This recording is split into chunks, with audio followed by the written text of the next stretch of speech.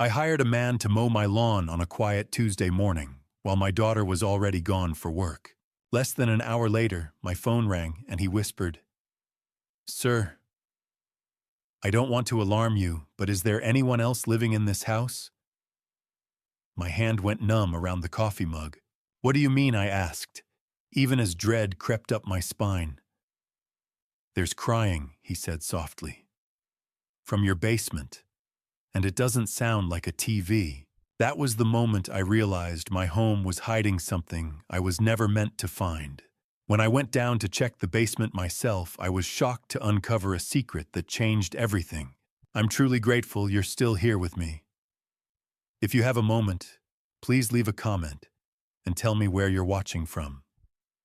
Seeing those comments reminds me I'm not telling this story alone. And one important note before we continue: parts of this story have been fictionalized to enhance clarity and impact. Any similarities to real people or locations are purely coincidental, but the message behind this story is meaningful and worth reflecting on. Tuesday mornings were supposed to be quiet.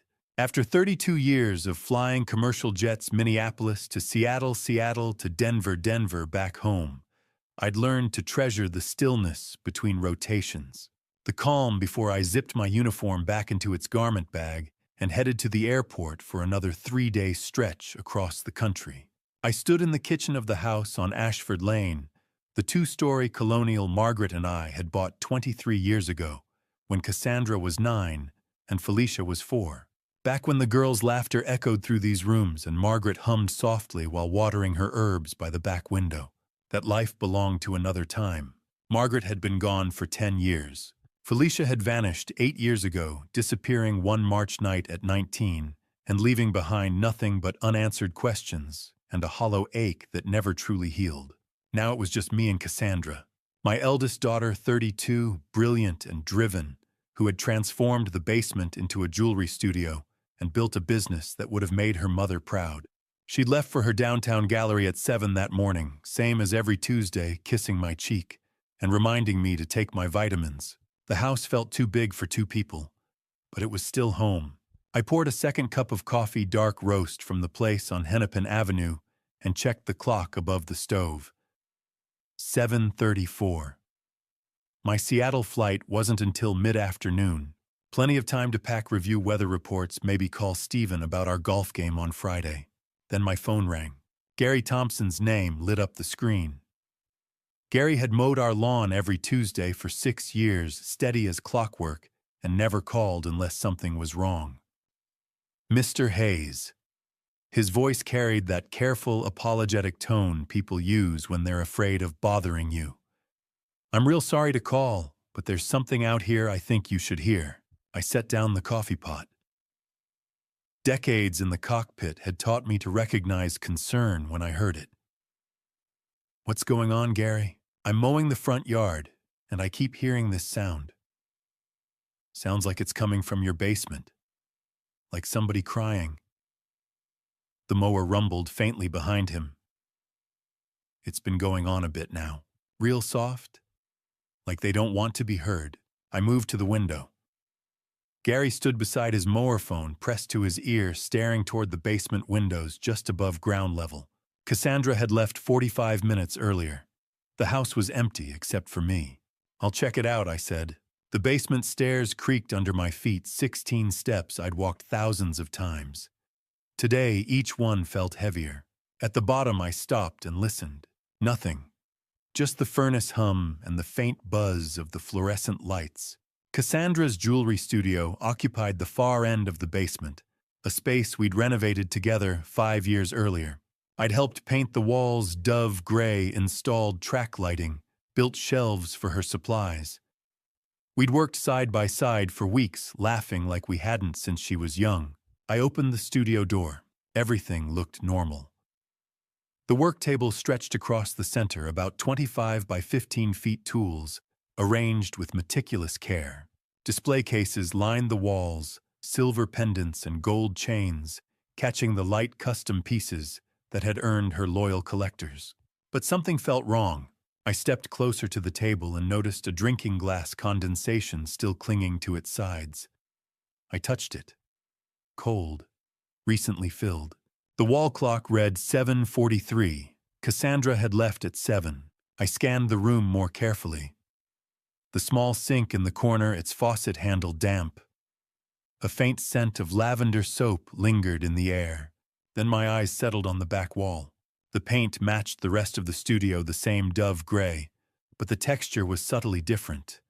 Smoother, newer, as if someone had patched and repainted it. I pressed my hand against it and knocked lightly. The sound came back hollow. "Mr. Hayes." I turned. Gary stood at the foot of the stairs, gloves twisted in his hands.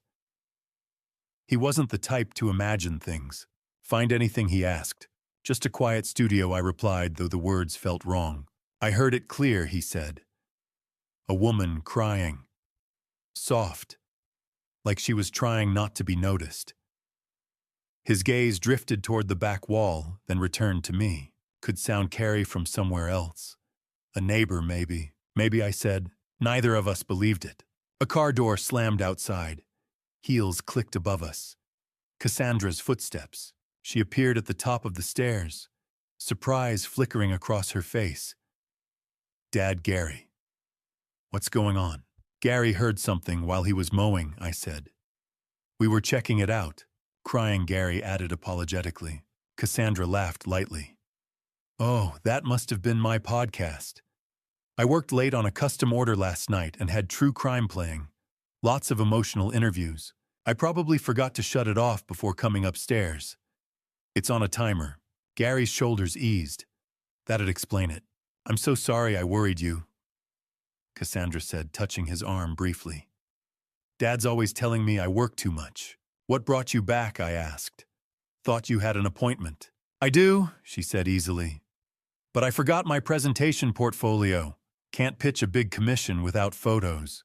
I'll grab it and go." She headed for the stairs, but I stepped forward. "I'll get it." "Where is it?" Something flickered in her eyes. "Red leather. On the shelf by the window." I retrieved it, handed it over, and watched her leave again, apologizing once more to Gary. From the kitchen window, I watched her Audi disappear down Ashford Lane. Gary resumed mowing. I should have packed. Instead, I went back downstairs. The studio looked the same, but I saw it differently now. The soap smell was recent. The water glass was still cold. Cassandra hadn't worked late. I'd heard her come home at 6. I would have heard her return downstairs. The fifth step always creaked. I knocked on the back wall again. Hollow. My phone buzzed. A text from Cassandra. "Thanks for covering, Dad." "Love you." Covering. I typed back, "Love you too." But as I stood there holding that cold glass, Gary's words echoed in my head. A woman crying, trying not to be heard. I wanted to believe her. God, I wanted to believe my daughter. But something in her voice didn't match her smile. And that glass of water was telling a different story entirely. Sleep didn't come. I lay in bed that night staring at the ceiling of the bedroom I'd shared with Margaret for 18 years before she passed. The digital clock on the nightstand glowed 11:47 p.m., then midnight, then 1:15. Outside, the wind rustled through the oak trees lining Ashford Lane, a sound that usually lulled me to sleep after long flights across time zones. Tonight, it only made the house feel more alive, more watchful. The silence pressed down like a physical weight, too thick, too deliberate, as if the house itself was holding its breath. At 2:15 a.m., I heard it. A soft creak from downstairs. The kind of sound old houses make when someone moves carefully, trying not to be heard. My hand reached for the lamp, then stopped halfway. If someone was down there, if Cassandra was down there, I didn't want to alert her. I should have gone to investigate. Should have crept down those 16 steps and seen for myself what was happening in the basement at 2 in the morning. But I didn't. Instead, I lay there in the dark, listening to my own heartbeat, and wondering when I'd become the kind of father who was afraid to confront his own daughter. Margaret would have known what to do. The thought came unbidden, the way thoughts of her still did after 10 years. She'd been the strong one, the one who could read people the way I read instrument panels instinctively accurately. When Cassandra was 7 and lied about breaking the living room lamp, Margaret had known before the words even left our daughter's mouth. When Felicia was 16 and snuck out to a party, Margaret had been waiting in the kitchen when she climbed back through her bedroom window at 2 in the morning. "Take care of our girls," Chris, Margaret had said in those final weeks, her hand trembling in mine, her voice already fading. "They need you. Promise me." I'd promised. God, how I'd promised. But had I kept that promise? Or had I just existed alongside them, too wrapped up in flight schedules, grocery lists, and the mechanics of keeping a household running, to notice what was really happening under my own roof? Margaret would have seen through whatever was going on in that basement. She would have looked Cassandra in the eye and known immediately whether her daughter was telling the truth. I'd never had that gift. I trusted instruments, data, facts that could be verified. But how do you verify the truth when the only witness is your own gut, and your gut is telling you something you desperately don't want to believe? The memories came flooding back. 8 years ago. March 15th. Felicia had been 19, brilliant, creative, alive with possibility. She'd just landed a freelance contract with a design firm in New York, an opportunity that could have launched her career far beyond Minneapolis. I remembered the night she disappeared. Tuesday evening, just after dinner. She'd been on her phone texting someone, a small smile playing at her lips. Heading out.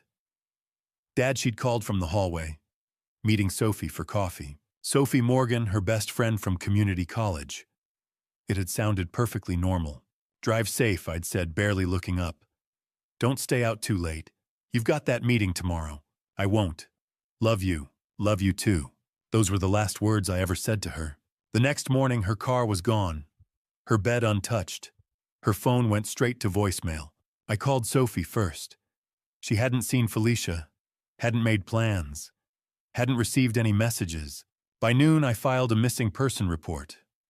By evening, the police confirmed there'd been no bank activity. Her phone's last ping placed her on Oakwood Avenue, but by the time officers arrived, there was nothing there. Cassandra had been devastated, or she'd appeared to be. She helped make flyers posted online, called everyone in Felicia's contacts. For weeks, she seemed tireless. "Maybe she just needed space," Cassandra said one night a month later. "You know how Felicia was? Maybe she took the job early and didn't want the goodbye." I wanted to believe that, so I did. But lying there now, the small things resurfaced, details I'd dismissed. 3 years ago, I woke around 2 a.m. and heard shuffling from the basement. Maybe voices, too faint to be sure. The next morning, I asked Cassandra. "That was me," she said easily. "New equipment. I'm trying to keep it quiet." It made sense. 2 years ago, our grocery bills doubled. Client showings, she explained. Refreshments. It's part of doing business. That made sense, too. Last year, I found her in the kitchen late at night, loading a tray with sandwiches, fruit, and water. "Working late," she said, smiling. "Deadline." I watched her carry it toward the basement stairs, felt something tighten in my chest, and said nothing. Now those moments stacked together like evidence. The crying Gary heard, the fresh paint, the glass of water, the lavender soap, the late-night sounds, the food disappearing downstairs. And beneath it all, the question I'd been too afraid to ask. What if Felicia had never left? What if she'd been here the entire time? 20 feet below my bedroom, separated from me by nothing but a ceiling, and my own refusal to see. I sat up, heart hammering. The room tilted. I gripped the mattress hands, shaking not from fear alone, but from certainty. A terrible, dawning certainty. I grabbed my phone and opened my notes. Tuesday, 7:34 a.m. Crying from basement. Tuesday, 7:45 a.m. Fresh water glass. Tuesday, 7:45 a.m. Newly painted wall. Tuesday, 7:50 a.m. Lavender soap scent 3 years ago. Basement sounds at 2 a.m. 2 years ago. Grocery bills doubled 1 year ago. Food carried downstairs. I stared at the list as tears blurred the screen. How had I explained away every sign? How had I convinced myself that everything was normal? How had I failed Felicia so completely? My finger hovered over Stephen Harper's name. My oldest friend, a lawyer, someone who would know what to do. But it was nearly 3 in the morning, and I was terrified. Terrified of being right. Terrified of what that would mean about my daughter. About myself. I set the phone down. Tomorrow, I told myself. I'd think clearly in daylight. I'd find a rational explanation. Because the alternative that my daughter had been imprisoned in my own basement for 8 years while I slept above her was too horrifying to face. I lay back down and waited for dawn.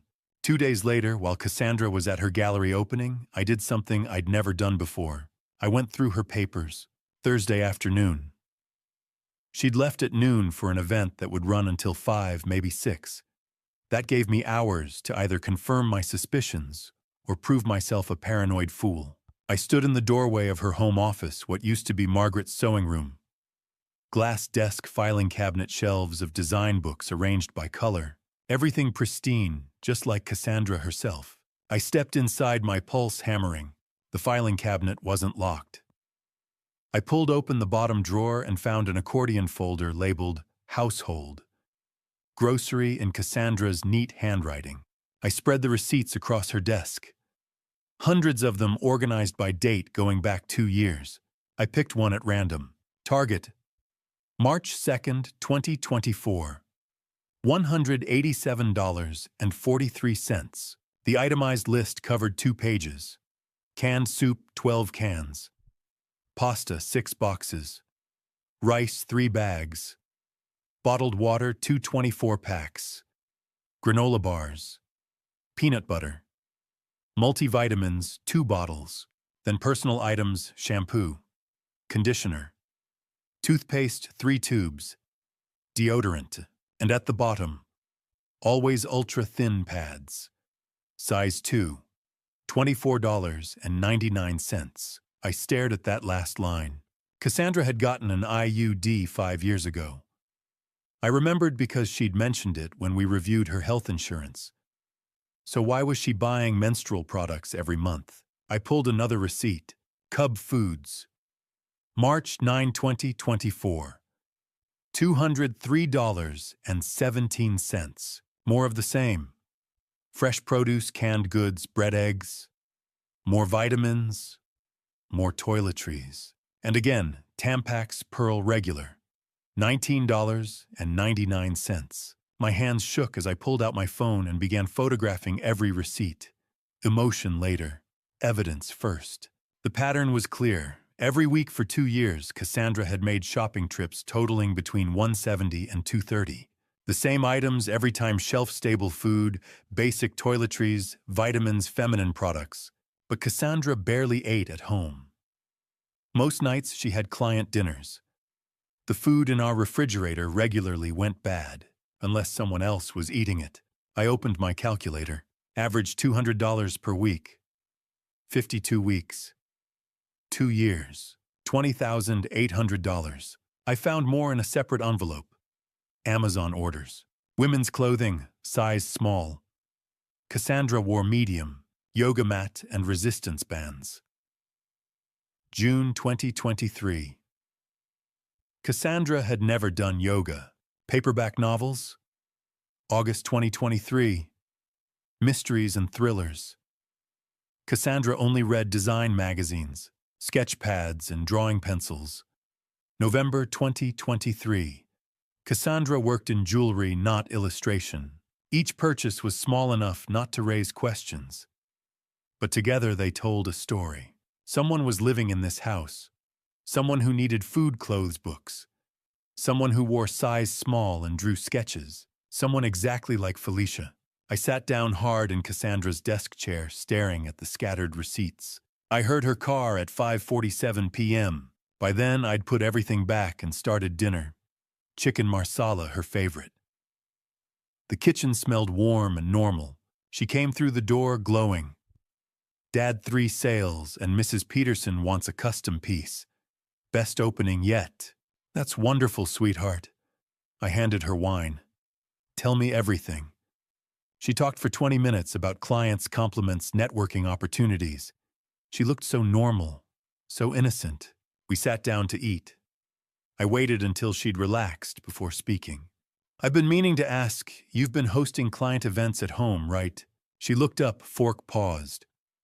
What do you mean? The shopping. Our grocery expenses have gone up quite a bit. I figured you must be entertaining here. The briefest pause. Then she smiled. Oh, absolutely.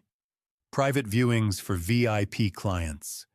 They expect wine, good cheese, fancy crackers. It's expensive, but it pays for itself. Her voice was smooth, confident. But her knuckles had gone white around her fork. Makes sense, I said. Though I noticed a lot of personal items on the receipts, feminine products specifically. Bulk buying dad. No hesitation. It's cheaper. You know how I am about budgets. Right, though I thought you had an IUD. 3 seconds of silence. I do. Her voice was careful now. But I keep supplies on hand for clients. Sometimes women need something in an emergency. Good hospitality. Every answer perfectly reasonable on the surface. But the knuckles were still white. A small vein pulsed at her temple. You're very thoughtful, I said. She relaxed slightly. I try. We finished dinner talking about her commissions, the weather. All perfectly normal. She went upstairs at 9. Exhausted. Big day tomorrow. Good night, Dad. Good night, sweetheart. I waited 30 minutes. Then I went down to the basement. The studio door was closed but unlocked. I slipped inside, moving through the darkness toward the back wall. I put my hand flat against the fresh paint. Cold. Solid. Hollow. I knocked softly. The sound came back, muted, absorbed. I pressed my ear to the wall and held my breath. For 30 seconds, nothing. Then so faint I might have imagined it breathing. Quick and shallow. Someone trying desperately not to be heard. Felicia, I whispered. The breathing stopped. Silence rushed in, thick and suffocating. Felicia. I whispered again. If you can hear me. Footsteps from upstairs. Cassandra's bedroom door opening. I stepped back from the wall, heart hammering. Moved quickly toward the door. Behind me, the breathing had started again. Faster, almost like crying. I slipped out and headed for the stairs. That night, lying in bed, I stared at the ceiling. Tomorrow I'd figure out who to call, how to get help. But one thought consumed me. My daughter had been 20 feet away. For 8 years, she'd been right here, and I was going to get her out. Stephen's call came Thursday afternoon, just as I was stuffing clothes into my overnight bag for my flight to Seattle. Chris. His voice was tight, strained in a way I'd never heard before. Not in 20 years of friendship. We need to talk. Now. I stopped mid-fold, a shirt hanging from my hands. What's wrong? It's about the trust fund you set up for Felicia. There's something you need to see. My stomach dropped. What kind of something? Not over the phone. How fast can you get here? I glanced at my watch. 2:30. My flight boarded at 6. 20 minutes. I'll be waiting. Stephen's firm occupied the 12th floor of the IDS Tower in downtown Minneapolis, all glass steel and quiet authority.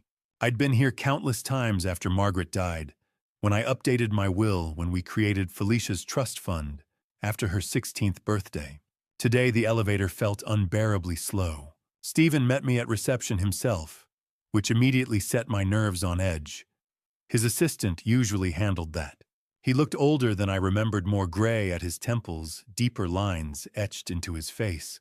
Thanks for coming, he said, shaking my hand. His grip was firm, but his palm was damp. Come in. Once inside his office, he closed the door and pulled the blinds. Whatever I'm about to show you stays between us until we understand it, he said. Sit. I did. He opened a thick folder and spread documents across the desk, bank statements, transaction logs, spreadsheets dense with numbers. You remember the trust Margaret set up for Felicia, he said. $500,000 from her insurance and savings. Felicia was supposed to gain access at 21, but when she disappeared, I made Cassandra temporary trustee, I finished. She was responsible. I thought my voice faltered. I thought it was safe. Legally, you did everything right, Stephen said carefully. But Cassandra's been withdrawing money. A lot of it. He slid a spreadsheet toward me highlighted in yellow and red. This covers 8 years, starting March 2016, 2 weeks after Felicia vanished. The numbers blurred as I read. March 28th, 2016, minus $50,000.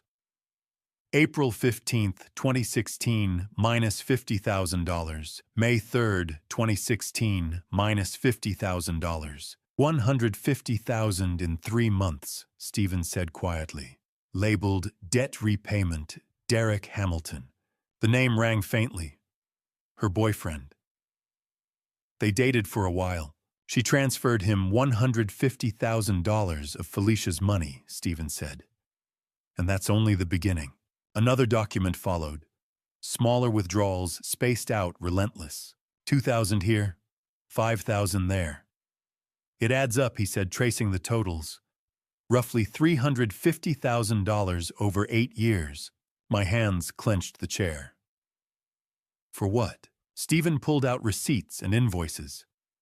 According to Cassandra's filings, multiple purposes. $100,000 to a company called J. Morrison Construction, based in Iowa. Listed as home renovation. My breath caught. Renovation. We haven't renovated anything. I checked, Stephen said. No permits, no inspections. Nothing filed at your address in over 10 years. The room swayed slightly. I grabbed the edge of the desk. Another $80,000 labeled operational expenses, food supplies, equipment. $70,000 to start her gallery, which checks out. And about $100,000 spread across savings and investment accounts under her name. She told me the gallery was funded by loans, I said. She lied. The word settled heavily between us. My eyes returned to the spreadsheet. J. Morrison Construction. Iowa, $100,000. Who is J. Morrison? I don't know yet, Stephen said. But $100,000 in cash for a renovation that never happened. He leaned back. Chris, we need to consider something. That Cassandra knows exactly what happened to Felicia. I said the words bitter. That she's been lying to me for 8 years. Stephen didn't argue. I told him everything then. About Gary hearing crying. About the water glass without a ring. About the extra grocery receipts. About the fresh paint on the basement wall that sounded hollow when I knocked. He listened silently, his expression darkening. When I finished, he exhaled slowly. I need to ask you something carefully. Do you think Cassandra could have hurt Felicia? No, I said instantly. Then softer, I don't know. If she had access to this money, he said, hired an out-of-state contractor, bought years of extra supplies. He stopped. My throat burned. Here's what we do, Stephen said, shifting into strategy. I'm hiring a forensic accountant. We trace every transaction. We find Derek Hamilton, and we find Jay Morrison. How long? A week, maybe less. A week, I said, standing. Felicia could be. Chris, Stephen said, gripping my shoulder. Do not confront Cassandra, not yet. If Felicia is alive and you alert Cassandra, I understand. So you go home, he said. You act normal. Can you do that? I pictured Cassandra across the dinner table, smiling. I can. He handed me copies of the statements. Hide these. I sat in my car afterward, engine off, staring at the documents. $500,000. Margaret's legacy for Felicia. Gone. Spent piece by piece. J. Morrison Construction, Iowa. $100,000. What had Cassandra built with that money? And where was my daughter while it was being built? I started the engine. Seattle could wait. Tomorrow I was finding J. Morrison, and I was going to find what he built in my house. Friday morning, Dorothy Green knocked on my door at 8:15. I'd just gotten back from Seattle, hollow-eyed and exhausted. But the look on her face, pale, frightened, told me sleep would have to wait. Mr. Hayes. Her voice shook. I need to show you something. I should have come forward years ago, but I was afraid. I stepped aside. "Come in." Dorothy had lived next door for 15 years. She'd been Margaret's friend, brought casseroles after Margaret died. Now 72, a widow with insomnia that kept her awake most nights, she perched on the sofa, clutching a canvas bag, eyes darting toward the door. "I'm a light sleeper, Mr. Hayes. Have been since Robert died." She took a shaky breath. "And over the years, I've noticed things." "What kind of things?" "I see lights in your basement, late at night when the rest of the house is dark. And I see Cassandra going down there, carrying dishes, carrying bags." She paused. "It started 8 years ago, right after Felicia disappeared." Dorothy pulled 3 spiral notebooks from her bag, thick, worn at the edges.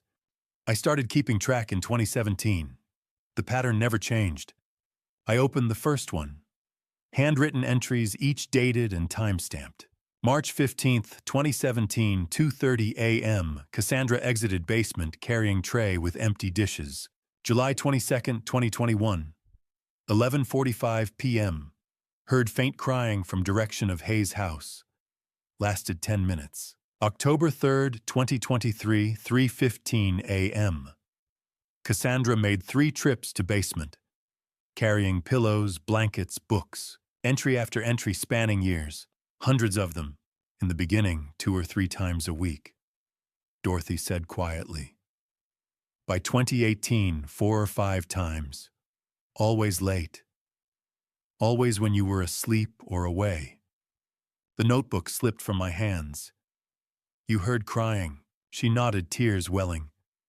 I wasn't sure. It was so faint. But yes, in 2019 I called the police. She looked at her folded hands. Anonymous tip. Said I was concerned about activity here. Oh, what happened? They came, 2 officers. You were on a flight. Cassandra showed them around, explained she ran a business from the basement. They said everything seemed fine and left. And then, Dorothy's hands twisted together. The next day, Cassandra came to see me. She was smiling, but it wasn't friendly. She said, "Mrs. Green, sometimes curiosity can be dangerous. This is such a quiet neighborhood. I'd hate for anything to disturb that peace." Her voice cracked.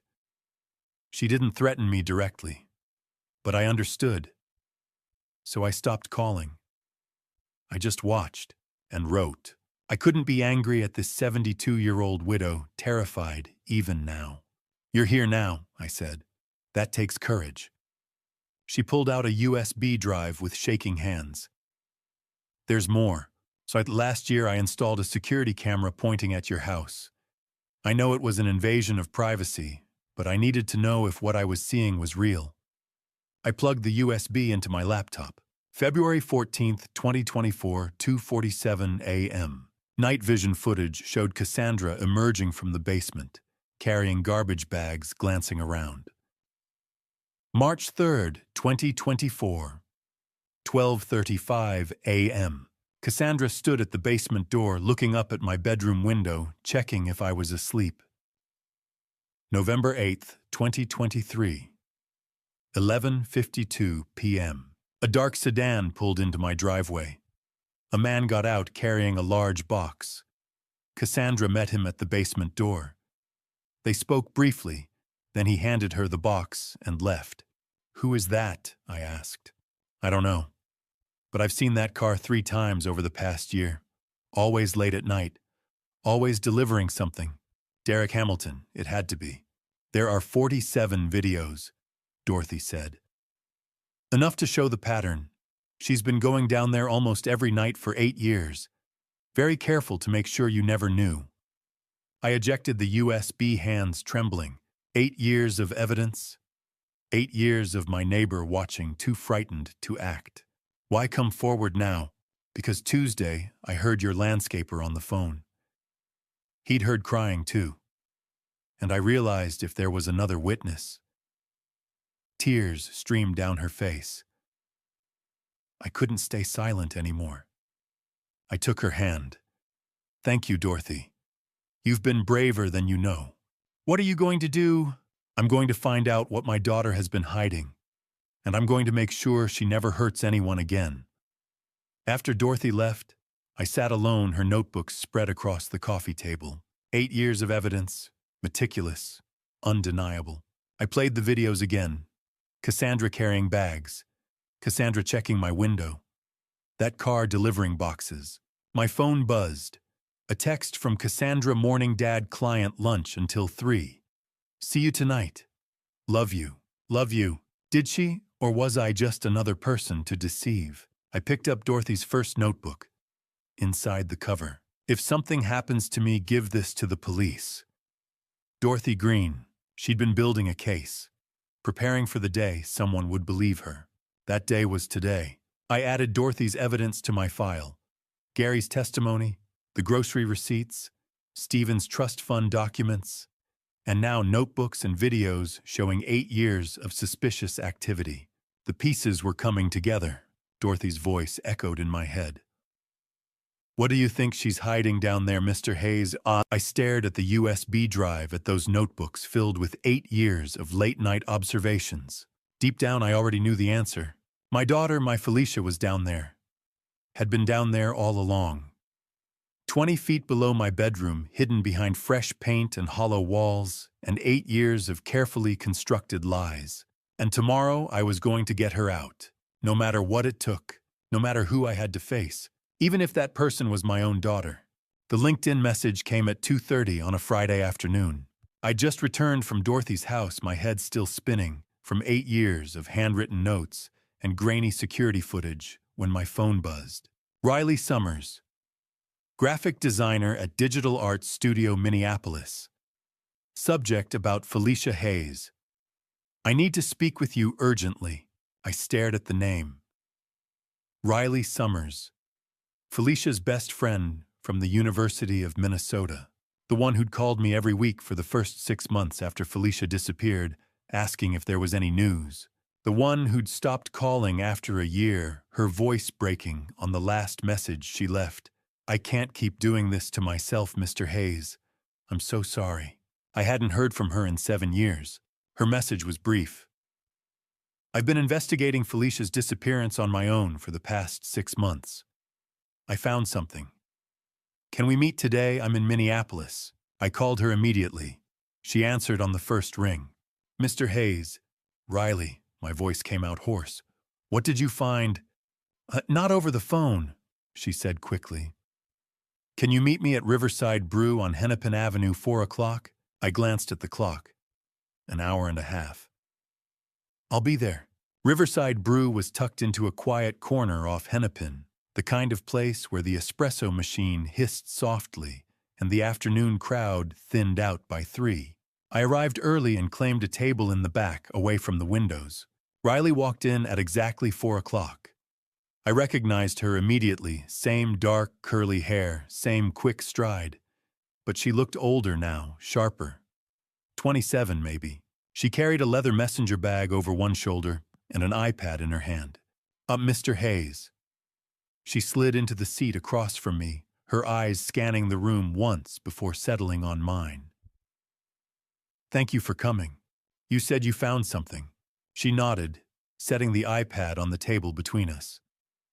I need you to understand something first. Felicia and I were roommates sophomore through senior year. She was my best friend. When she disappeared, Her voice caught. She took a breath. I hired a private investigator 6 months ago. Cost me $8,000. He didn't find much, but he did find this. She tapped the iPad, and a website loaded: Cassandra Hayes Designs. I knew the site. Cassandra's jewelry line. She'd launched it 3 years after Felicia disappeared, claiming she'd been inspired by grief to channel her creativity into something beautiful. The pieces were elegant necklaces, bracelets, rings, all minimalist silver and gold with intricate engravings. I know Cassandra's work, I said slowly. What about it? Riley's jaw tightened. These aren't Cassandra's designs, Mr. Hayes. They're Felicia's. I blinked.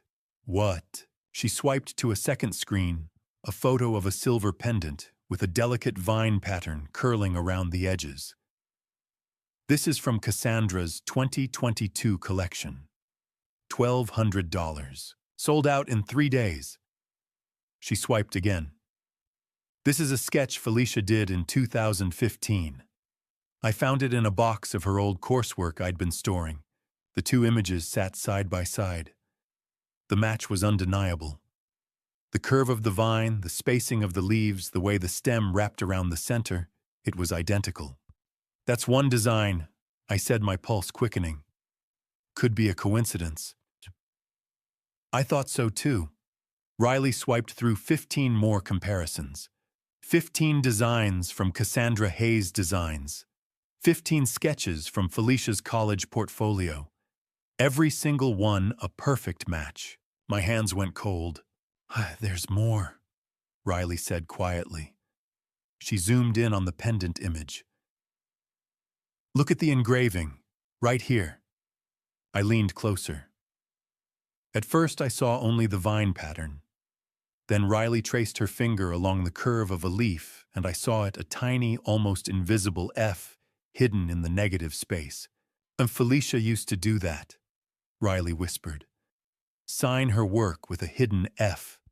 She did it in every design. I asked her once why she didn't just sign her name outright. She said, "If people care enough to look, they'll find me." I stared at the letter. My daughter's signature, hidden in plain sight. 15 designs. Riley continued, her voice shaking now. 15 pieces over the last 3 years, all with Felicia's hidden F. She's alive, Mr. Hayes, and she's been trying to tell us. The cafe noise faded. The hiss of the espresso machine, the murmur of conversation, it all blurred into static. Where is she? I asked. I don't know. Riley's eyes were bright with unshed tears. But I think Cassandra does. I told her everything. Gary hearing crying in the basement, the grocery receipts totaling $20,000 over 2 years, Stephen's discovery of the missing trust fund, $500,000 drained in 8 years, Dorothy's notebooks and surveillance footage showing Cassandra carrying bags into the basement at midnight week after week. Riley listened without interrupting. When I finished, she was crying. She's in the basement, Riley said. Isn't she? I think so. How long? I couldn't say it. The number felt impossible. 8 years. Riley covered her mouth with both hands. For a long moment, neither of us spoke. Finally, she looked up. What are you going to do? I thought of the hidden F. 15 times my daughter had tried to reach the world. 15 times she'd been ignored. Not anymore. I'm going to bring her home, I said. Riley reached across the table and gripped my hand. Then let me help. That night, after Cassandra had gone to bed, I lay awake until I heard the sound of her bedroom door closing and the soft click of the lock. At exactly 11:30 p.m., I sat up and made my way downstairs to the basement. This time I wasn't looking for answers. I was looking for my daughter. I'd prepared everything earlier that evening while Cassandra was at the gallery. A tape measure, a flashlight, my phone with Stephen's number on speed dial. I'd called him at 9 o'clock and told him what I was about to do. He'd wanted to come with me, but I'd said no. If I was wrong, if there was nothing down there, I didn't want to drag him into the wreckage of my paranoia. But I wasn't wrong. I knew that now. Before I open this door, before I see what's been hidden from me for 8 years, let me ask you something. Have you ever been this close to the truth, only to be terrified of what you might find? Drop a comment below and tell me, would you open this door? And if this story has you on the edge of your seat, hit that subscribe button so you don't miss what happens next. A brief disclaimer, this story includes fictionalized elements created for storytelling and educational purposes. If you're not comfortable with that, feel free to exit now. For everyone else, let's find out what's waiting on the other side. I descended the basement stairs slowly, each step deliberate, my hand gripping the railing. At the bottom, I paused and listened. The house was silent, Cassandra's bedroom was directly above the living room 2 floors up. She was a heavy sleeper. I had time. I opened the studio door and flipped the light switch. The fluorescent panels overhead buzzed to life, flooding the room with harsh white light. Everything looked the same as it had on Tuesday morning. Cassandra's work table in the center, sketches pinned to the corkboard. The silver pendant Riley had shown me in one of those photographs, now sitting on the counter, gleaming under the lights. I closed the door behind me and pulled out the tape measure. The exterior wall of the basement ran along the back of the house. From the base of the stairs to the far end, I measured 40 feet.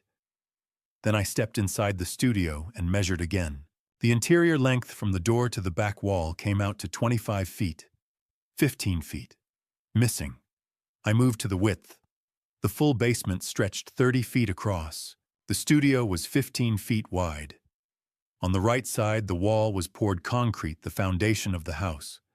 On the left side, there was drywall. Fresh drywall. Painted white, smooth, seamless. But drywall wasn't a foundation wall. I pressed my palm against it. It was cool to the touch. I knocked lightly with my knuckles. The sound that came back was hollow. Empty. There was a room behind this wall.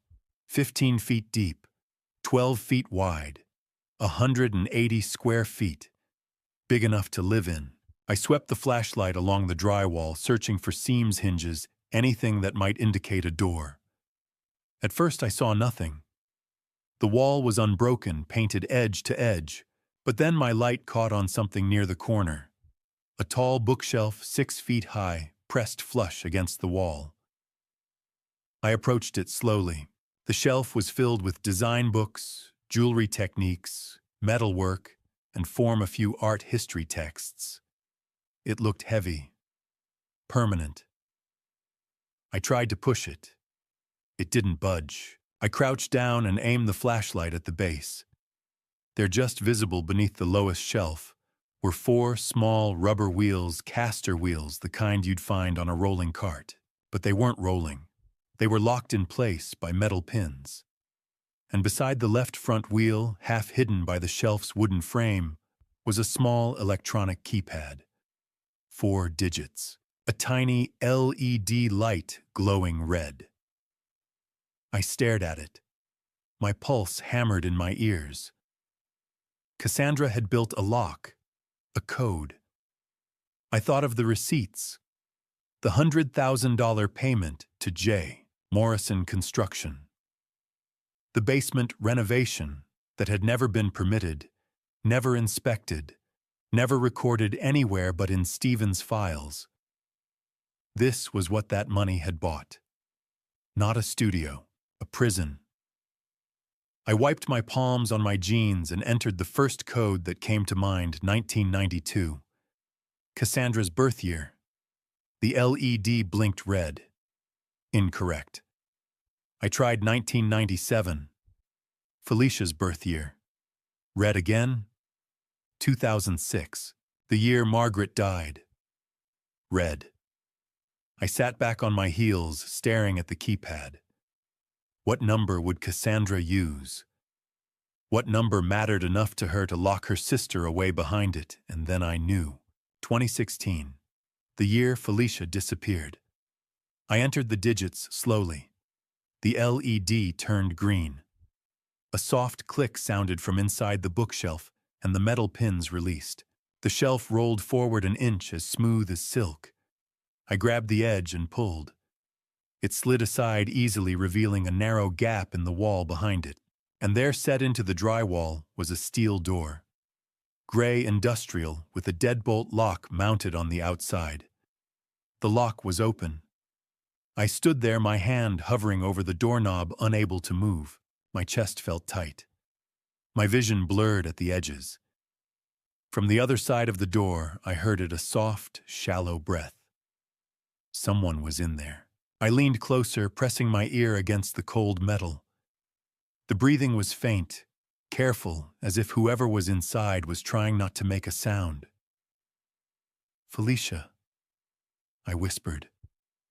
The breathing stopped. 5 seconds of silence. Then a sound so quiet I almost missed it. A sharp intake of breath, a sob caught halfway in a throat. And then a voice, weak, hoarse, trembling. Dad. My knees buckled. I braced myself against the doorframe, my hand shaking as I gripped the handle. Felicia! My voice cracked. Baby, is that you? A sob broke through the door, small, broken, full of 8 years of pain. Dad. Her voice dissolved into crying. Dad, you came. I knew you would. I reached for the deadbolt, ready to throw it open, but then I heard it footsteps. Upstairs. Slow, deliberate. Moving toward the staircase. Cassandra was awake. I froze, my hand still on the lock. If I opened this door now, if Cassandra came down and found me here, she would lie. She would twist the story. She would call the police and say I'd broken into her studio, that I was delusional, that I was dangerous. And I couldn't risk that. Not when I was this close. I pressed my forehead against the door. Felicia, I whispered urgently. I'm going to get help. I'm calling the police right now. I'm going to get you out of here. I promise. Please. Her voice was barely audible. Please don't leave me alone again. I won't. I said, tears streaming down my face. I'm not leaving. I'm just going upstairs to call. You hear me? I'm getting you out tonight. She didn't answer, just cried. I pulled out my phone with shaking hands and dialed 911. The operator answered on the second ring. 911, what's your emergency? My name is Christopher Hayes. I'm at 2847 Ashford Lane, Minneapolis. My daughter, she's been held in my basement for 8 years. She's alive. I need officers here immediately. Sir, can you confirm your address? 2847 Ashford Lane. Please, she's locked in a room. I can hear her. She's alive. Officers are on the way, sir. Stay on the line with me. I nodded, even though she couldn't see me. My hand was still pressed against the steel door. On the other side, Felicia had gone quiet again. Felicia, I whispered. I'm here, she said softly. Help is coming. Okay. I closed my eyes and leaned my weight against the door, my palm flat against the cold metal, as if I could reach through it and touch her. Dad, she said after a moment. Yeah, baby. You found me. My chest tightened. I couldn't speak. I just nodded, tears running down my face, my hand pressed to the door like a lifeline. I was still standing in the basement, one hand pressed against the steel door, when I heard the doorbell ring upstairs. My first thought was, the police can't be here this fast. My second thought was, Cassandra is awake. But when I raced up the stairs and looked through the peephole, I saw Derek Hamilton standing on the porch, his face pale and haunted. I yanked the door open. Derek, what are you doing here? He looked past me into the house, his eyes darting left and right. He was thin, thinner than I remembered, and his hands shook as he clutched a worn messenger bag. I heard you went to see a lawyer, he said, his voice low and urgent. I heard you've been asking questions. Mr. Hayes, I need to tell you everything before the police get here. Please. I heard it then, the faint wail of sirens in the distance getting closer. Derek heard it too. I've got maybe 10 minutes, he said. Maybe less. Please, let me explain. I pulled him inside and shut the door. Derek collapsed into the armchair in the living room, his whole body trembling. I stood over him, my fists clenched, every instinct telling me to throw him out. But I didn't. I needed to hear this. 8 years ago. Derek began, his voice shaking. I made the worst mistake of my life. Cassandra asked me to help her with something. She said it was just a prank, a way to teach Felicia a lesson about humility. I was stupid enough to believe her. "What did you do?" I asked, my voice cold. Derek looked up at me, his eyes red-rimmed. "I owed $45,000. Gambling debts. Cassandra knew about it. She said if I helped her, she'd pay it all off." I said nothing, just waited. "The plan was to stage a fake car accident," Derek continued. "To scare Felicia, make her think she'd hit someone. Cassandra said it would only last one night, that we'd tell her the truth the next morning. But we never did." He pulled a USB drive from his bag and set it on the coffee table between us. "It's all on here. The recordings, the messages, the bank transfers. Cassandra admitting the accident was fake. My confession, everything." I stared at the drive. My hands were shaking. "Tell me what happened that night," I said. Derek took a shaky breath.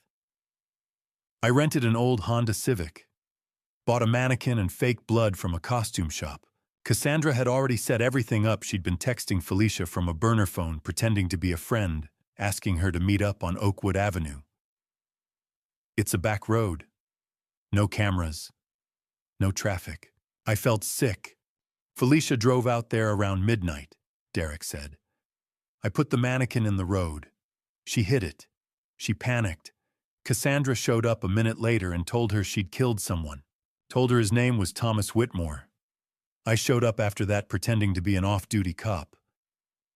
I took her statement, made her think she was going to prison, and then—" I asked, my voice barely a whisper. "Then Cassandra brought her here. Told her she'd help her hide until things blew over. But things never blew over. Because there was no Thomas Whitmore. There was no investigation. It was all fake." Derek's voice broke. "The next day, Cassandra told me the plan had changed. She said Felicia was too talented to let go, that her designs could make us both rich. She promised it would only be a few months." "It's been 8 years, I said. "I know." Derek buried his face in his hands. "I know." He told me the rest. How Cassandra had paid his debt in small installments, 500 here, 1,000 there, never all at once, always keeping him dependent. How she'd threatened him. "If you say anything, you'll go to prison too." How she'd isolated him, cut him off from his family, convinced him that they were both trapped in this together. She made me believe we were protecting Felicia. Derek said, his voice hollow. That if the truth came out, Felicia would go to prison for killing that man. It sounds insane now, but back then, I believed her. 3 years ago, Derek had started to doubt. He'd looked up the name Thomas Whitmore and found nothing. He'd seen Felicia once through a crack in the basement door, thin, hollow-eyed, her hair long and matted, and the guilt had nearly destroyed him. So he'd started recording, secretly, Cassandra's admissions, her threats, her plans. He'd saved it all on the USB drive and hidden it in a storage locker across town. Last week, Derek said, I saw Cassandra at a cafe. She was laughing with a client, acting like everything was normal. And I realized she's never going to stop. She's going to keep Felicia down there forever unless someone stops her. The sirens were louder now. Close. Derek stood. I'm turning myself in tonight. I'll tell the police everything. I deserve whatever sentence I get. But please, Mr. Hayes, save Felicia. Don't let my cowardice ruin her life any more than it already has. I looked at him, this thin, broken man who'd helped lock my daughter away for 8 years, and I didn't know what to feel. Rage, pity, disgust. But I took the USB drive. You're doing the right thing now, I said quietly. That counts for something. Derek shook his head. It doesn't make up for 8 years. Through the window, I saw the red and blue lights of a police cruiser pulling up to the curb. Derek saw them too. He took a deep breath and walked toward the door. Tell Felicia, he said, without turning around, that I'm sorry. 20 minutes after Derek walked out my front door and into a police car, Detective Linda Bennett stood in my basement, staring at the steel door behind the bookshelf. Mister, Hayes, she said quietly, I need you to prepare yourself for what we're about to find in there. I nodded, but I wasn't listening. I was already prepared. I'd been preparing for 8 years. Detective Bennett was in her mid-40s with sharp eyes and a calm, steady voice. Officer Ryan Torres stood beside her younger, early 30s with a hand resting on his radio. 2 more officers flanked the entrance to the studio, their faces grim. I'd led them down here as soon as they arrived. Showed them the bookshelf, the keypad, the steel door. And then Cassandra had woken up. She came flying down the stairs in her pajamas, her hair wild, her eyes wide with panic. Dad, what's going on? Why are the police here? Detective Bennett turned to face her. Ms. Hayes, we have a warrant to search this property based on credible evidence of unlawful imprisonment. Cassandra's face drained of color. That's ridiculous. There's nothing down here except my studio. Then you won't mind if we take a look, Officer Torres said. Cassandra's jaw tightened. I want a lawyer. Shy, that's your right, Detective Bennett said. But we're going in now. Officer Torres approached the keypad. I'd already told them the code 2016. He entered it slowly. The LED turned green. The bookshelf slid open with a soft click. Behind it, the steel door stood slightly ajar. I'd unlocked it earlier when I'd spoken to Felicia through the metal. Detective Bennett pulled on a pair of gloves and pushed the door open. The smell hit us first. Damp, stale, disinfectant mixed with the unmistakable scent of a space that had been lived in but never aired out. Detective Bennett shone her flashlight into the room. It was about 15 by 12 feet. On the left side, a narrow twin bed with a thin blanket and a single pillow. On the right, a small desk, a desk lamp, paper, and pencils scattered across the surface. In the corner, a portable toilet, a tiny sink, and a simple plumbing setup. The walls were completely covered with drawings, hundreds of them, taped, pinned, layered over one another. Landscapes, birds, trees, and faces. One face over and over. My face. And on the bed, curled up against the wall with one arm shielding her eyes from the sudden light, was a woman. Thin, too thin. Her brown hair was long and tangled, cascading over her shoulders. Her skin was pale, almost translucent. But I knew her. God help me, I knew her. Detective Bennett stepped inside first. Hello? She said gently. My name is Detective Bennett. You're safe now. We're here to help you. The woman lowered her arm, slowly blinking against the light. Her eyes scanned the doorway, the officers, the strangers, and then they landed on me. I stepped forward, my legs shaking. It was Felicia. 8 years had changed her. She'd been 19 the last time I saw her, healthy, bright-eyed, full of life. Now she was 27. She weighed maybe 95 pounds. Her cheekbones jutted out sharply. Her eyes were sunken, ringed with shadows. But it was her, my daughter. Dad, she whispered. I couldn't speak. I just ran to her, dropped to my knees beside the bed, and wrapped my arms around her. She felt so small, so fragile. Felicia, I choked out. Oh God, Felicia, I'm so sorry. I'm so sorry. She clung to me, her whole body trembling. You came, she whispered, her voice breaking. I knew you would. I kept drawing you, and I knew someday you'd find me. I held her tighter, sobbing into her shoulder. I couldn't stop. I couldn't breathe. All I could do was hold on. Behind me, Detective Bennett turned away, discreetly wiping her eyes. Out in the hallway, Cassandra stood frozen, her face white as paper, her mouth open, but no sound coming out. The paramedics arrived 10 minutes later with a stretcher. Felicia was too weak to walk. Her legs had atrophied from years of limited movement. Her hands shook when she tried to stand. Detective Bennett knelt beside her. Felicia, we need to take you to the hospital. Is that okay? Felicia nodded, but her eyes never left me. Dad, don't leave me. I gripped her hand. I'm not going anywhere. I'll be right there with you. Every step. The paramedics lifted her gently onto the stretcher and carried her out of the room. As we passed through the studio, Felicia's gaze shifted to Cassandra. Cassandra stood against the wall, her arms wrapped around herself, her face streaked with tears. Felicia stared at her for a long moment. Then, in a voice so quiet I almost didn't hear it, she said, "Why, Cassie? Why did you do this?" Cassandra didn't answer. She just looked at the floor and sobbed. Officer Torres stepped forward, pulling out a pair of handcuffs. "Cassandra Hayes, you're under arrest for unlawful imprisonment, kidnapping, and conspiracy. You have the right to remain silent." Cassandra didn't resist. She let them cuff her, let them lead her up the stairs. She didn't say a word. I followed Felicia to the ambulance. The paramedics loaded her in, and I climbed in beside her. As the doors closed, I looked back at the house I'd lived in for 10 years, never knowing my daughter was locked in a room beneath my feet. Felicia squeezed my hand. "Dad." I looked down at her. Her eyes were hollow, haunted, but they were still hers. "You found me?" she whispered. I nodded, tears streaming down my face. "I did. Did you ever stop looking?" The question hit me like a punch to the gut. The truth was I had. I'd stopped years ago. I'd given up hope. I'd let her go. But I couldn't tell her that. Not now.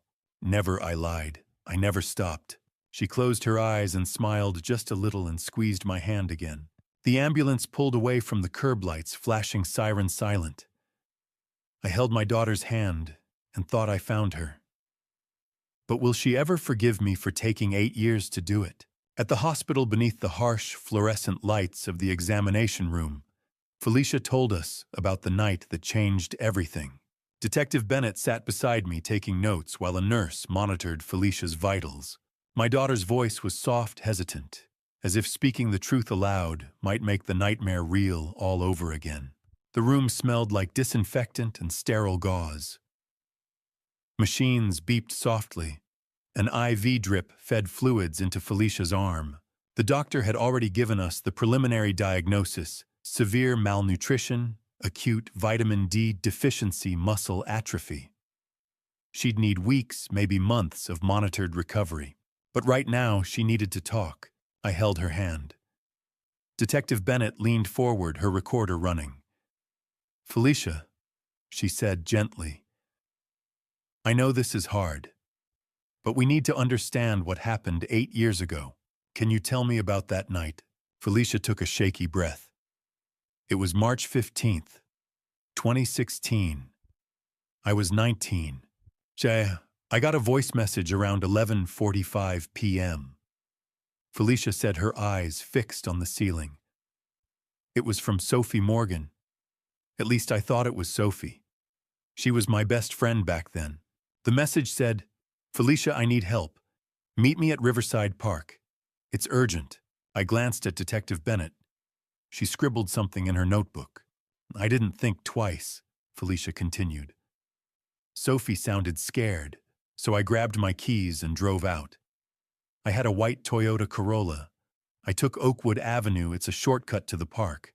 The street was dark, no streetlights, no traffic." Her voice dropped to a whisper. "And then I saw him." "Saw who?" Detective Bennett asked. "A man. He ran out into the road. I slammed on the brakes, but I heard this sound. A thud. I got out of the car and..." Her voice cracked. "There was a man lying on the pavement, blood everywhere. I panicked. I was about to call 911 when Cassandra showed up. I froze. Cassandra was there." Felicia nodded, tears streaming down her face. "She came out of nowhere. She said, 'Felicia, oh my God, what did you do?' I told her I didn't see him, that he just appeared. I said I had to call for help, but she stopped me." "What did she say?" Detective Bennett asked. "She said if I called the police, I'd go to prison. She said it was vehicular manslaughter, that I could get 20 years. Felicia's hands trembled. "She checked the man. She said he was dead. She said there was nothing we could do." She told me to go home and let her handle it. I felt sick. And you believed her. I was in shock, Dad. I couldn't think. I trusted her. The next morning, Felicia said, Cassandra showed me a news article. It was on some website I'd never heard of. It said there'd been a fatal hit and run on Oakwood Avenue. There was a photo of the victim. His name was Thomas Whitmore, 42 years old, civil engineer. He had a wife and 2 kids. Her voice broke. I thought I'd killed a father. I squeezed her hand. You didn't kill anyone, Felicia. I know that now, she whispered. But for 8 years, I believed I did. Detective Bennett leaned forward. What happened after you saw the article? Cassandra said I needed to hide, just for a little while until she could figure things out. And then Derek showed up. Derek Hamilton, Felicia nodded. He was wearing a police uniform. He said he was there to take my statement. He asked me all these questions, what time I was driving, whether I'd been drinking. I told him I hadn't, but he said a toxicology report would determine that. He said I was facing 15 to 25 years in prison. She looked at me, her eyes hollow. I was so scared, Dad. I didn't know what to do. Cassandra said she'd find me a lawyer. She said I just needed to stay in the basement for a few days until things blew over. But it wasn't a few days, I said quietly. No, Felicia whispered. It was 8 years. Detective Bennett set down her pen. Felicia, I need to check something. Can you give me a few minutes? She stepped out into the hallway and made a call. I could hear her voice through the door, low and urgent. 5 minutes later, she came back in. Her face was unreadable. Sir Felicia, she said, I just ran a search for Thomas Whitmore, 42 years old, civil engineer, Minneapolis area, 2016. Felicia tensed. And there's no record of a death by that name in Minneapolis in 2016. So I expanded the search to Wisconsin and Iowa. She paused. I found a Thomas Whitmore, 42 years old, civil engineer, lives in Madison, Wisconsin. Felicia stared at her. He's alive, Felicia. He's never been to Minneapolis, and he's never been in a car accident. The room went silent. The only sound was the beeping of the machines. Detective Bennett pulled out her phone. I'm going to call him. Right now. I want you to hear this. She dialed the number and put the call on speaker. The phone rang 3 times. Then a groggy male voice answered. Hello. Mr. Whitmore, this is Detective Linda Bennett with the Minneapolis Police Department. I need to ask you about an incident in 2016. In 2016. The man sounded confused. I'm sorry, Detective, I don't know what you're talking about. Were you involved in a traffic accident on Oakwood Avenue in Minneapolis on March 15, 2016? Not a traffic accident, ma'am. I've never even been to Minneapolis. I've lived in Madison my whole life. Can you confirm that you're alive and well, Mr. Whitmore? The man laughed, nervous, bewildered. As far as I know, yeah. Detective, what's this about? Felicia's hand flew to her mouth. A sob tore out of her throat. He's alive. He never died. I pulled her into my arms. It was all a lie, baby. All of it. Detective Bennett ended the call. Felicia, you didn't kill anyone. There was no victim. Your sister staged the entire thing. Felicia buried her face in my shoulder and wept. 8 years, she choked out. She let me think I was a murderer for 8 years. The next day, after Felicia had been admitted for observation and had finally fallen into a deep, exhausted sleep, Detective Bennett called me down to the station. We've been digging into the evidence, Mr. Hayes, she said over the phone, and we found something else. Something that proves this wasn't a spur-of-the-moment decision. I drove to the Minneapolis Police Department, a 4-story building downtown, and followed her to a conference room on the second floor. The table was covered with files, photographs, and documents. Officer Torres was there along with a bespectacled man in his 50s who introduced himself as Dr. Alan Pierce, a forensic document examiner. "We've been tracing Felicia's car," Detective Bennett said without preamble. "The 2012 Toyota Corolla, white, Minnesota plates. And what we found? It's chilling." She spread 3 documents across the table. Dr. Pierce leaned forward, pointing to the first page. "This is the vehicle registration for a 2012 Toyota Corolla license plate ABC4729. Registered owner Felicia Hayes." He slid the second document forward. "This is a bill of sale dated March 28, 2016, 13 days after the staged accident. The car was sold to Iowa Auto Exchange in Des Moines for $3,500 cash. And here," he tapped the bottom of the page, "is the seller's signature. Felicia Hayes." I stared at the signature. It looked like Felicia's handwriting. The looping F, the slant of the H. Dr. Pierce placed a third document beside the bill of sale, a photocopy of Felicia's driver's license, and an old lease agreement she'd signed in college. "This is Felicia's real signature," he said. "Now look closely." He pulled out a magnifying glass and handed it to me. I leaned over the bill of sale, squinting through the lens. At first I saw nothing, but then I noticed tiny hesitations in the ink. Micro-tremors where the pen had paused, lifted, repositioned. The strokes weren't fluid. They were copied. "This signature is a forgery," Dr. Pierce said. "A good one. But under magnification, you can see the stopping points places where the forger checked the original and then continued. This was not written by Felicia Hayes." I set the magnifying glass down, my hands shaking. "Cassandra," Detective Bennett nodded. "We contacted Iowa Auto Exchange. They confirmed that a woman in her mid-20s sold the car. Cash transaction. They still had security footage from 2016. She clicked a button on the laptop in front of her. A grainy video filled the screen. A woman walked into the dealership. She wore a baseball cap, pulled low, oversized sunglasses, and a medical mask. The timestamp read March 28, 2016, 2:47 p.m. I couldn't see her face, but I recognized her build, her walk, the way she carried herself. It was Cassandra. She signed the paperwork, accepted a stack of cash, and left. The whole transaction took 8 minutes. Officer Torres spoke up. "We also checked with the DMV. Felicia never reported the car stolen. You never reported it missing either." I shook my head slowly. "Because Cassandra told me Felicia had taken the car and left. She said Felicia was going to California to start over. And you believed her," Detective Bennett said quietly. "I did."